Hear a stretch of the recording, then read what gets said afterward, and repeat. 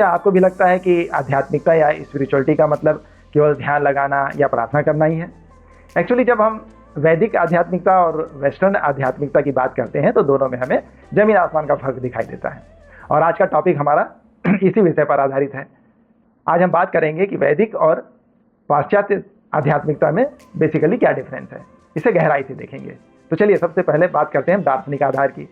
वैदिक आध्यात्मिकता वेदों, उपनिषदों और गीता पर आधारित है, जहाँ पर धर्म, कर्म और पुनर्जन्म के सिद्धांत की बात की जाती है।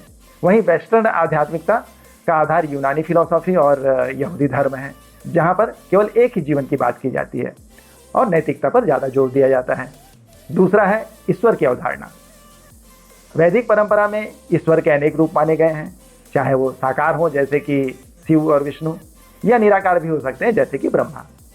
जबकि वेस्टर्न परंपरा में एकेश्वरवाद को माना जाता है, या ईश्वर के एक ही रूप को मान्यता दी गई है, जहाँ पर ईश्वर को सृष्टि का रचयिता और उससे अलग माना जाता है। तीसरा है जीवन का लक्ष्य। वैदिक आध्यात्मिकता में अंतिम लक्ष्य मोक्ष को माना गया है, जहाँ पर जन्म और मरण के चक्र को पूरा करने के बाद आज़ादी और आत्मा का परमात्मा से मिलन। वहीं वेस्टर्न आध्यात्मिकता का लक्ष्य है मुक्ति। इसका मतलब है कि अच्छा जीवन जीने के बाद परलोक में ईश्वर के साथ रहना। तीसरा है प्रकृति और समय। वैदिक दर्शन में प्रकृति को पवित्र माना गया है, पूज्य माना गया है। जैसा कि आप भी महसूस करते होंगे कि हम लोग जो है वैदिक धर्म के अनुसार प्रकृति का बहुत सम्मान करते हैं।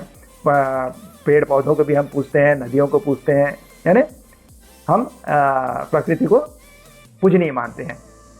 और समय को यहाँ पे चक्री माना जाता है, जो हमेशा चलता रहता है। वहीं जब वेस्टर्न नज़रिए से देखा जाए तो ये समय को रेखी मानते हैं, एक लाइन के रूप में मानते हैं, और केवल शुरुआत और अंत की बात होती है यहाँ पर।